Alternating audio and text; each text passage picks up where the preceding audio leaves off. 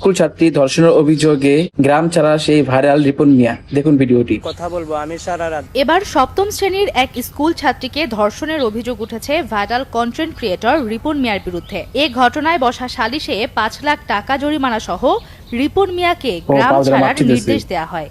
আপনার ৫ লক্ষ টাকা জরিমানা হচ্ছে আর এলাকা থেকে তারে উচ্ছেদ করে দিবে। প্রমাণ বলতে সে নিজে স্বীকার গাইছে, সবার কাছে মাপ চাইছে, পাওয়ায় দইরা।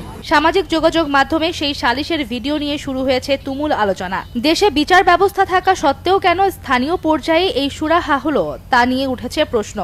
এই দরবার আজকে